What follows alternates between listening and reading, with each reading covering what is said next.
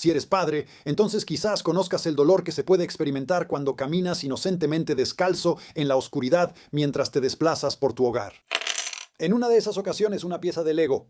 Pero verás que, aunque estas piezas tienen esquinas muy afiladas que pueden causar un dolor considerable, es cierto, casi siempre caen planas sobre la mesa, nunca una sola vez. Presentando una punta directamente hacia arriba para la planta de tu pie que baja, mientras que cualquier gamer sabría que no conoces el dolor hasta que pisas un D4 en la noche. Sí, estos dados de 4 caras, pequeñas pirámides perfectas, siempre caerán sobre una base plana y estable y presentarán a tu pie que baja una punta agonizante.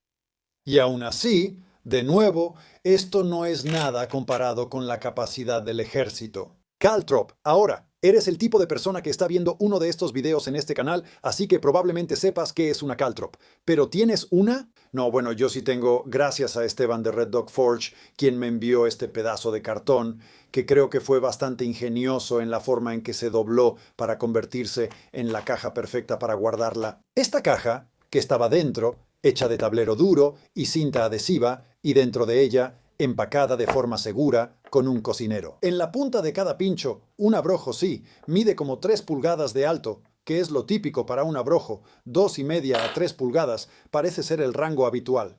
Y de cualquier forma en que caiga, presenta el pincho más feroz, ay, doloroso. O sea, si pones tu pie con algo de peso sobre eso, ajá, esto está muy filoso.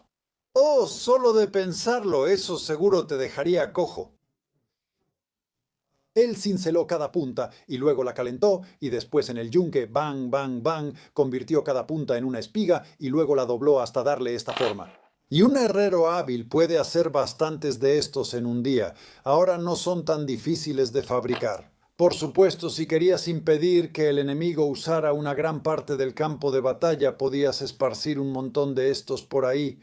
Y entonces sus caballos no querrían ir ahí, o algunos irían y quedarían cojos, o la gente. Los jinetes, al ver que había abrojos en el suelo, no irían ahí. Le negarías esa zona al enemigo. Pero necesitarías muchísimos, ¿no? Digo, los campos de batalla son bastante grandes y no puedes estar realmente seguro de por dónde va a ir el enemigo. Así que necesitarías carretas enormes llenas de estos para tener alguna posibilidad decente de dejar a muchos oponentes cojos. Pero nos dicen que estos eran muy efectivos contra caballos y carros en particular. Imagina un carro pesado. Tiene 4 caballos galopando por las llanuras. Bueno, para que un carro pesado sea muy efectivo, necesitas una gran llanura plana para que pueda galopar. Y una gran llanura plana es algo en lo que podrías esparcir muchos de estos. Y con un carro de 4 caballos, solo tienes que meter uno de estos en una de las patas de uno de esos caballos. Y todo el carro entonces, ya sabes, se verá enormemente obstaculizado y se detendrá de manera bastante patética. Estos son muy efectivos y Vegesio, el escritor romano que escribió un manual para el ejército romano, nos dice que de hecho eran muy efectivos contra los carros. Y le creo, y también contra los camellos, porque los camellos tienen estos pies grandes con suelas blandas. Puedes imaginar uno de estos en el pie de un camello, y el camello realmente ya no va a querer participar en la guerra ese día. Así que el abrojo es desagradable y tengo más aquí, porque también respondiendo al llamado cuando lo mencioné, estuvo Jason de Wieland Forge, o es Wieland o Forge, como sea, y él también hizo un abrojo muy similar de una manera bastante parecida.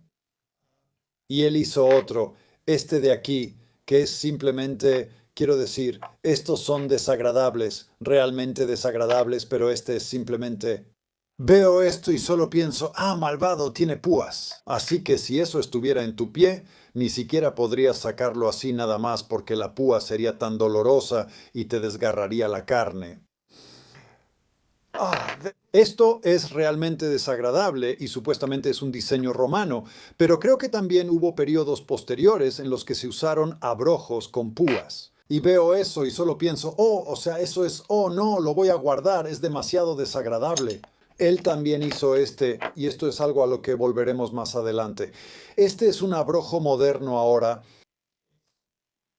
Normalmente están hechos de acero tubular circular, pero él usó, como pueden ver, acero de sección cuadrada, así que lo cortó en ángulo. Y así obtenemos una punta bastante afilada, no tan afilada como esa otra, pero lo suficientemente afilada como para pinchar la llanta neumática de un vehículo. Así que esto no es para tu caballo o tu camello, esto es para atravesar una llanta y por eso es tubular. Porque el objetivo es desinflar la llanta. Así que no quieres que perfore y luego tape el agujero, quieres que perfore y luego deje salir el aire bastante rápido. Y aquí también hay un pequeño agujero perforado, porque puedes imaginar que si el peso del vehículo presiona sobre eso, estas púas de abajo tal vez se hundan en el lodo y se bloqueen y quizás no dejen salir el aire. O al menos no dejarlo salir muy rápido, así que con un agujero ahí la llanta se desinflará bastante rápido. Así que ese es un uso moderno para el caltropio y han empezado a usarlos en Ucrania, como ahora puede atestiguar nuestro corresponsal ucraniano.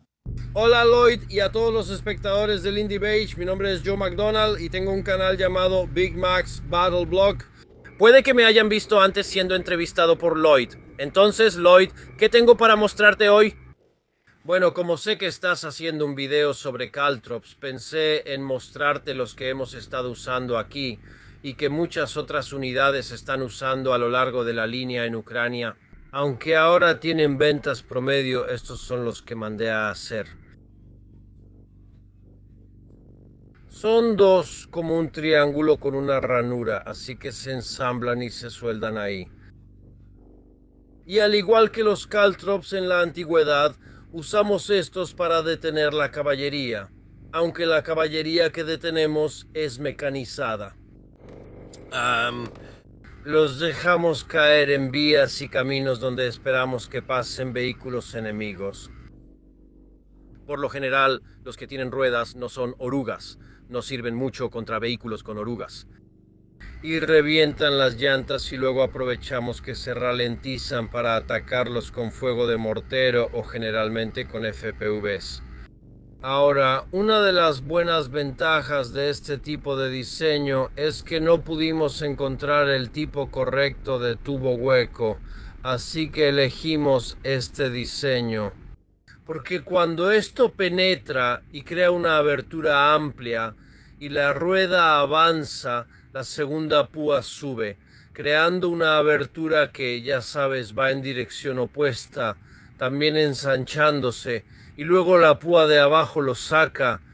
Así que normalmente obtienes, por lo que hemos visto o la información que hemos recibido, 2 o 3 agujeros en la llanta por esto. Y eso drena el aire muy rápidamente y detiene el vehículo en unos pocos metros. Golpearlo incluso puede causar rasgaduras grandes y largas en la llanta mientras las diferentes cuchillas giran y perforan. Así que sí, son altamente efectivas. Estas fueron cortadas con un cortador de plasma por una herrería en el centro de Ucrania, simplemente porque las necesitábamos rápido en ese momento y yo estaba dispuesto a pagar un poco de dinero. Así que tuvimos unos cientos de ellas en 3 días y no, ya sabes, hechas mucho más baratas y lijadas a mano en un par de semanas. Pero sí, los caltrops todavía se usan en el campo de batalla moderno de hoy en día. 3 cosas que noto sobre esto. Me gustaría que Joe mirara al lente y no a su propia imagen en su monitor. 2. Es la guerra con drones la que ha traído de vuelta los caltrops. Ahora no tienes que esparcir millones de caltrops por todo el campo por si acaso algún enemigo tropieza con uno de ellos. Y luego, si tienes que avanzar por ese mismo terreno, tienes el problema de lidiar con tus propios caltrops. No, en cambio, ahora puedes ser muy preciso al apuntar. Puedes estar volando con un dron y su cámara puede captar una imagen de, oh, mira, es un vehículo enemigo moviéndose por ese camino. Oh, mira, va hacia esa esquina. Probablemente tendrá que dar la vuelta por ahí, ¿verdad? Podemos volar exactamente hasta donde vemos ese vehículo y apuntar con mucha precisión.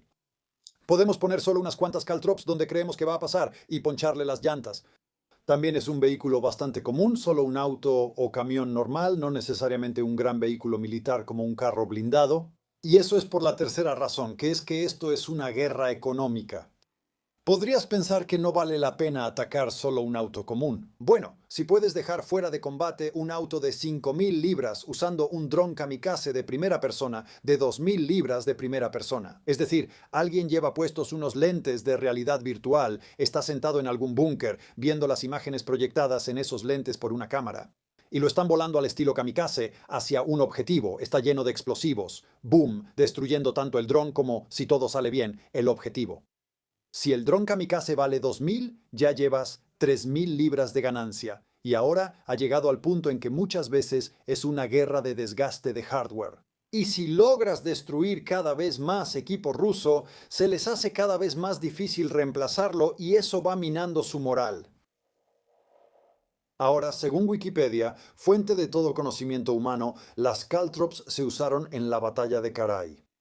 Eso sería realmente interesante porque es precisamente el tipo de batalla en la que las caltrops habrían sido realmente útiles. Y por si no lo sabes, esto fue entre los romanos y unos partos locales que montaban a caballo y los partos seguían usando sus disparos partos porque los romanos perseguían a los partos y los partos huían. Intentaban disparar una flecha por encima del hombro y luego regresaban y disparaban a corta distancia y los romanos los cargaban de nuevo y ellos huían, disparando, disparando, disparando. Así que los romanos nunca lograron enfrentarse realmente a los partos y terminaron siendo acribillados por flechas. Pero el alcance efectivo de la arquería a caballo es bastante corto. Así que si hubieran enviado grupos de hombres con abrojos y los hubieran esparcido por el lugar, entonces los arqueros lo habrían pasado muy mal para acercarse a una distancia útil. Y entonces los romanos podrían haberse retirado y negado ciertas áreas de la batalla. Habría sido una gran ventaja tener muchísimos abrojos en la batalla de Carras.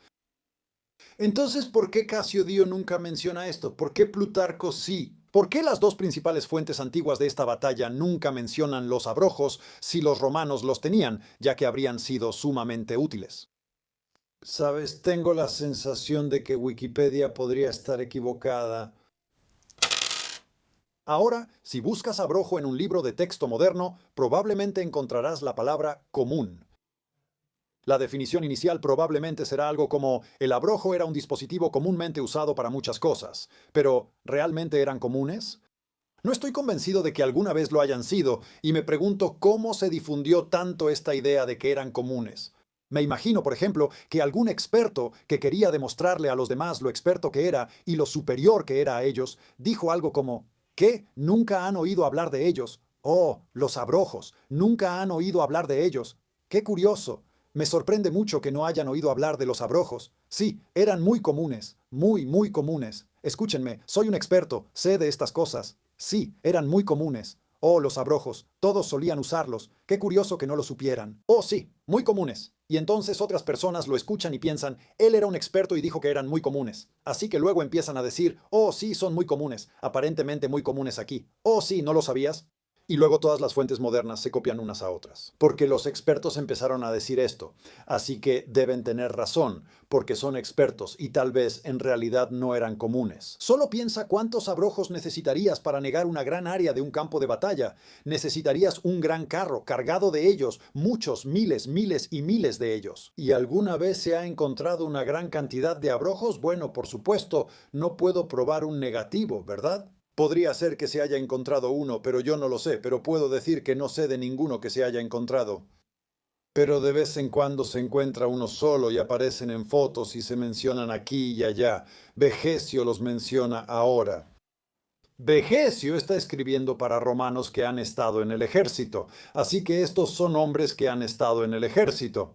Y estos están tan interesados en cosas del ejército que están leyendo un manual sobre cosas del ejército romano. E incluso en ese libro, él define lo que es una trampa de púas cuando habla de lo útiles que son las trampas de púas contra los carros de guerra. Él no dice después que un carro de guerra era un vehículo de dos ruedas parecido a un carrito con la parte trasera abierta. No, él no empieza a definir lo que era un carro de guerra, simplemente asume que el lector sabe lo que es un carro de guerra. No dice: oh, las lanzas eran palos largos y puntiagudos, no.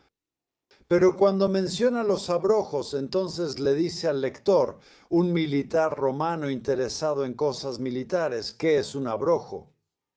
Bueno, ¿por qué hizo eso? Si realmente eran muy comunes, sospecho que es porque no eran muy comunes. Ahora, ¿cómo los transportarías en campaña? Tendrías enormes carretas llenas de ellos y personas cuyo trabajo sería encargarse solo de los abrojos. O haría que cada hombre llevara, digamos, 6 abrojos para que en una emergencia pudieran usarlos. Entonces, cada hombre avanzaría, esparciría 6 abrojos y luego regresaría corriendo a la línea. Y luego todos los demás harían lo mismo. Y muy pronto habría una enorme cantidad de abrojos allá afuera. Pero entonces cada hombre tiene que recoger 6 abrojos. Sí, cada hombre podría haber sido responsable de 6 abrojos, pero nunca me he topado con una sola mención de esto. Nos cuentan todo tipo de cosas sobre lo que los soldados romanos tenían que cargar, y una de las cosas que tenían que llevar. Eso sí lo menciona Vegesio. Es el libro 8, por cierto, o libro 23, si quieres buscar la otra referencia. Él sí menciona que llevaban un abrojo de madera para fortificar el campamento. Y sin embargo, otras fuentes nos hablan de una sola púa, a menudo una púa de doble punta que se usaba para poner una estaca en una muralla para un campamento temporal de una noche. Y cada hombre podía llevar una de esas. Nos hablan de ellas, pero no son estas cosas, no son los pequeños tetraedros de metal, no son estos. Entonces, ¿por qué Vegesio tiene que definir específicamente esas cuando habla de las que se usan contra los carros? También son bastante buenas contra elefantes. Es porque creo que él asume que su lector no está familiarizado con ese tipo de abrojo, aunque sí conozca la púa, para fortificar un campamento porque sus lectores habrán estado en el ejército. Y una de las cosas que te enseñarán a hacer es llevar tus cosas durante la marcha, hacer campamento, fortificar el campamento, o, si eres un oficial, supervisar que otros hagan precisamente eso, asegurándote de que se haga correctamente. No creo que fueran tan comunes, ya sabes, en la Primera Guerra Mundial. Estos también se usaron contra la caballería ligera australiana. Lo sé porque he leído relatos de jinetes australianos que los recolectaban como recuerdos o los intercambiaban por cosas más útiles como balas. Esto no es evidencia de que fueran muy efectivos contra la caballería ligera australiana o de que se usaran ampliamente en la Primera Guerra Mundial, solo que algunos jinetes australianos se toparon con estos. Creo que principalmente eran los turcos quienes los usaban contra ellos, y ahora piensas que la mayor parte de la pezuña de un caballo, ¿verdad? Es pezuña, y literalmente puedes clavar una herradura de hierro en la parte inferior del pie de un caballo, en su pezuña, sin lastimarlo en lo más mínimo. Así que, si cualquiera de estas partes entrara en esa parte del pie, no le haría mucho daño al caballo, me imagino. Aunque sería un poco molesto tenerlo pegado al final de su pie, no le causaría agonía al animal. Tendría que ir directamente al centro, a la parte sensible del pie. Pero si lo hiciera, quiero decir, eso sería, sí, extremadamente doloroso para el pobre caballo. Así que puedo ver, ya sabes, que podrían ser de alguna utilidad contra caballos, pero contra jinetes ligeros, en grandes extensiones de campo, deambulando por ahí. Tendrías que estar seguro de colocarlos en el lugar exacto, en algún desfiladero estrecho por donde puedas predecir que van a pasar. Quizá mientras más los veo, más horribles me parecen.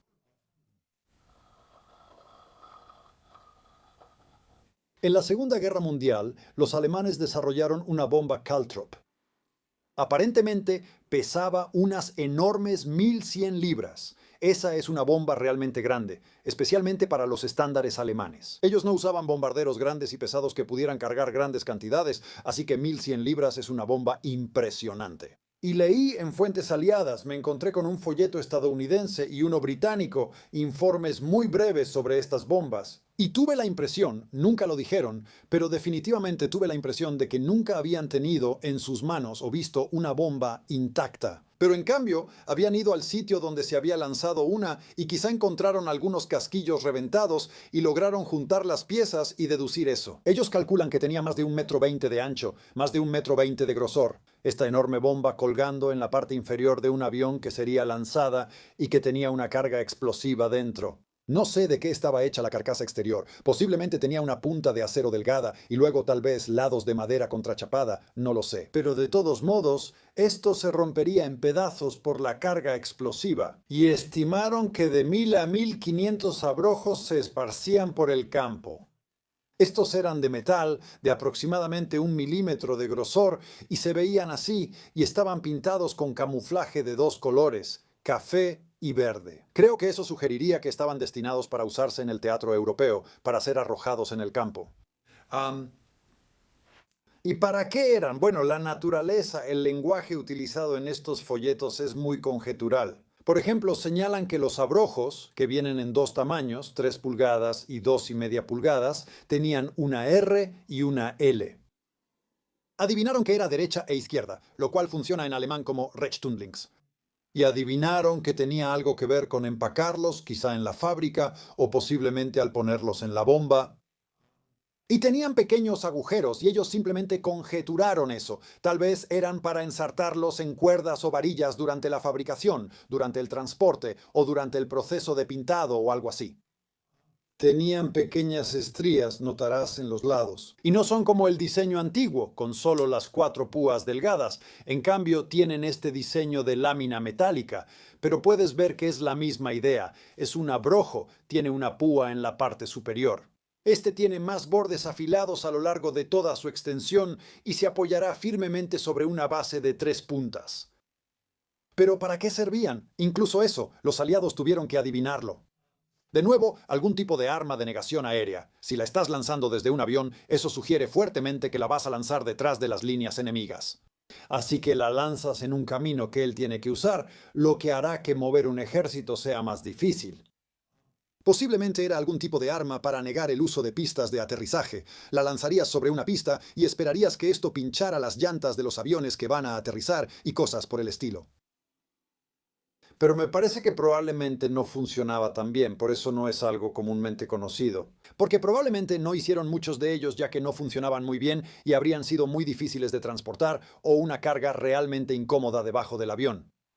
Y tienes que ser bastante preciso, tienes que acertar en esa carretera con una bomba, y el bombardeo en la Segunda Guerra Mundial no era muy preciso como para que fuera muy efectivo ahora. Supongo que la carga explotó en el aire, pero los folletos no dicen nada sobre esto.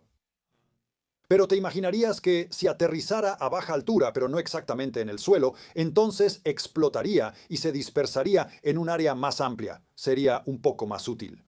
Pero si esto estuviera en una pista de aterrizaje y nadie se hubiera dado cuenta, entonces llegaría un avión, tal vez tendría una llanta ponchada y un avión haría eso. Y la gente diría, oh, tiene esto. Bueno, ¿qué es esto en la llanta? Oh, no, están por todas partes, solo que apenas los notas. Porque las pistas de aterrizaje son planas y despejadas, así que sería muy fácil para un par de personas con escobas dejar la pista lista de nuevo, en muy poco tiempo. En la Guerra de las Malvinas, en 1982, los argentinos fueron bastante astutos en la forma en que lograron mantener uno de sus aeródromos. Había una pista de aterrizaje en las Malvinas, que capturaron y la mantuvieron operativa para usarla durante la mayor parte del conflicto. Los británicos la habían bombardeado, la dejaron fuera de servicio, pero los argentinos la repararon de una manera muy astuta, camuflándola para que pareciera que seguía fuera de servicio. Construyeron cráteres falsos en la pista, y los fotógrafos aéreos británicos entregaron imágenes de estos, y el mando británico pensó, oh, genial, está fuera de servicio, no tenemos que preocuparnos por eso. Pero en realidad todavía se estaba usando. Y tal fue su consternación al darse cuenta de que habían sido engañados de esta manera, que después de la Guerra de las Malvinas desarrollaron una bomba para inutilizar pistas de aterrizaje. Era una munición de racimo con un montón de pequeñas submuniciones. Y estas se dispersarían a baja altura desde un tornado por toda la pista de aterrizaje, creando muchísimos pequeños cráteres que serían mucho más difíciles de reparar que solo uno grande. Y entre ellas habría muchas minas y bombas de acción retardada, así que las personas que vinieran a limpiar tendrían que ser muy cuidadosas y tomarse su tiempo para hacerlo. Y quizás los bulldozers o cualquier máquina que trajeran para despejar el camino quedarían fuera de servicio por estas minas. Los británicos dejaron de fabricar estos porque las municiones de racimo y las minas terrestres fueron prohibidas por tratados militares a los que los británicos se adhirieron. Pero muchos otros países no lo hicieron, siendo Rusia y Estados Unidos ejemplos notables. De todos modos, el punto es que los británicos se tomaron muchas molestias para crear esta bomba de negación de pistas que tenía muchas cargas explosivas en su interior. Quizás porque simplemente lanzar un montón de trampas para vacas en un aeródromo en realidad no hace mucho. En una carretera también. Sí, podrías ponchar el primer vehículo que pase por la carretera, pero luego la gente se va a dar cuenta rápidamente. Salen con una escoba y simplemente las apartan. Me parece que, aunque algo como esto podría esconderse bastante bien en el pasto, como está sobre algo plano y duro, como una carretera o una pista de aterrizaje, es bastante fácil de ver. Y no sé tú, tal vez cuando caminas así, pero yo no. Lo que yo hago es levantar un pie y luego lo impulso hacia adelante mientras me estoy inclinando hacia adelante. Este se impulsa hacia adelante y apenas despeja el suelo y pongo ese pie abajo y luego este sube y se impulsa hacia adelante, así que mis pies apenas despejan el suelo. Es muy raro que levante mis pies 3 pulgadas o más de 3 pulgadas y luego los baje directamente. Camino con mis pies avanzando hacia adelante en el estilo Goodford así. Así que si hay uno de estos frente a mí, es mucho más probable que lo patee para quitarlo del camino que pisarlo directamente. Pero si estoy corriendo en una superficie irregular, terreno accidentado, un campo arado o algo así, entonces tendré que levantar los pies. Y si hay pasto creciendo, puede que no vea uno de estos. Sí, pero no puedo imaginarme a los alemanes desarrollando una bomba, de verdad. Para esparcir un montón de caltrops en un campo cualquiera simplemente no es tan efectivo. Una investigación arqueológica sobre Jamestown que hoy se encuentra en la costa este de Estados Unidos. Pero, por supuesto, en aquel entonces solo era una pequeña colonia de los ingleses en este vasto y nuevo continente. Un pequeño y tentativo punto de apoyo que apenas se mantenía. ¿Sobreviviría? Bueno, encontraron un abrojo y algunas personas han concluido a partir de esto que los abrojos se usaron para defender a estos colonos. Contra los españoles que podrían atacar en cualquier momento, o contra los nativos, quizás los hombres salvajes que están por todas partes y que son totalmente desconocidos y aterradores, etcétera, etcétera. Puedes agregar todo el drama que quieras, pero no exageremos. 1. Encontraron una sola caltrop, un ejemplo de un tipo de arma que, para ser efectiva, necesitas desplegar en grandes cantidades. Creo que es posible dejarse llevar un poco por una cantidad tan pequeña de evidencia. Ejecutivos de operaciones especiales, saboteadores que incendiaron Europa, usaron estos para inutilizar autos de mando alemanes y vehículos blindados como pinchando sus llantas. Y estos se han usado más recientemente, por ejemplo, en huelgas. Hubo una huelga en la planta de Caterpillar en Peoria, Illinois, en 1995, Estados Unidos. Y estos se usaron para pinchar las llantas de los vehículos que llegaban conducidos por miembros de la gerencia o que traían trabajadores que no participaban en la huelga. Rompedores de huelga. Bueno, desafortunadamente hubo daños colaterales. Lograron inutilizar un autobús escolar y lastimaron a un cartero, un repartidor de correos, que sí pisó uno de estos. Tienes que tener cuidado, estos son muy indiscriminados.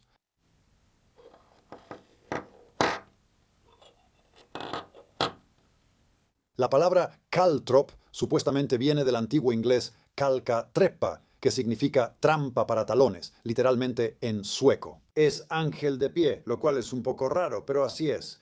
Fotángel, ángel de pie, algo así. No hablo sueco.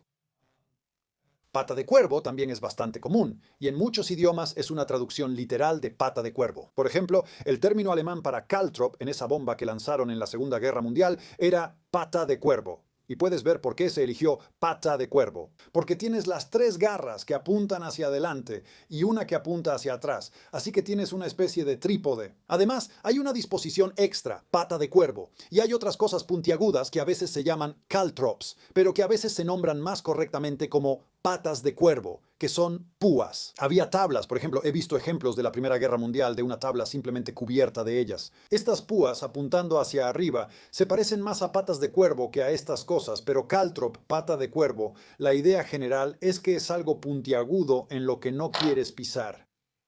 Y también hay plantas que comúnmente llevan el nombre en latín tribulus, que es el término latino para caltrop, y Tribulus terrestris, por ejemplo, es el nombre botánico en latín de una planta que produce vainas de semillas duras y puntiagudas que pueden servir como caltrops. Así que hay como caltrops que se dan de forma natural en Japón, hay algunos de estos que se llamaban, lo tengo anotado aquí, makibishi.